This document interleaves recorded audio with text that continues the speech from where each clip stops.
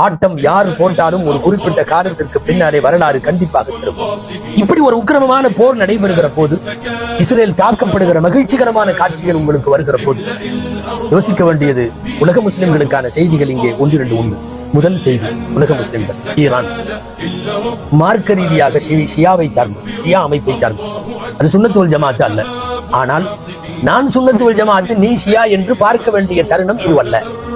அப்படி ஒரு மார்க்க ரீதியாக நீங்கள் ஷியாக்கள், நாங்கள் வேறு, நீங்கள் வேறு என்றெல்லாம் பார்க்கிற ஒவ்வொரு செகண்டும் அது அமெரிக்காவிற்கு சாதகமாக முடியும், இஸ்ரேலுக்கு சாதகமாக முடியும். ஒரு சர்வதேச அளவில் ஒரு பொது எதிரியை விரட்ட முன் வருகிற போது யார் விரட்டினாலும் அவன் நமக்கு கொள்கையில் முரண்பாடாக இருக்கட்டும், ஏன் எதிரியாக இருக்கட்டும், அல்ல ஒன்று இரண்டல்ல ஆயிரம் கருத்து வேறுபாடுகளை கொண்டிருந்தாலும் சுன்னா ஷியா என்கிற பாகுபாடு பார்க்க கூடாத நேரம் இது.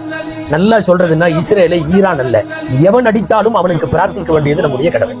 அப்படி ஒரு சூழ்நிலைக்கு இன்றைக்கு உலகம் தள்ளப்பட்டிருக்கிற நேரத்தில் தயவு செய்து நமக்கிடையே இருக்கிற பிராந்திய கருத்து வேறுபாடுகளை பெரிதுபடுத்தி விடாதீர்கள். உலக முஸ்லிம் சமுதாயம் இதில் இஸ்ரேலை அழிக்கிற, இஸ்ரேலின் மீது தாக்குதல் தொடுக்கிற, இஸ்ரேலின் கொட்டத்தை அடக்குகிற, அவனின் சர்வாதிகாரத்தை முறியடிப்பதற்கு நிற்கிற எந்த நாட்டோடும் முஸ்லிம்கள் துணை நின்றுதான் ஆக வேண்டும்.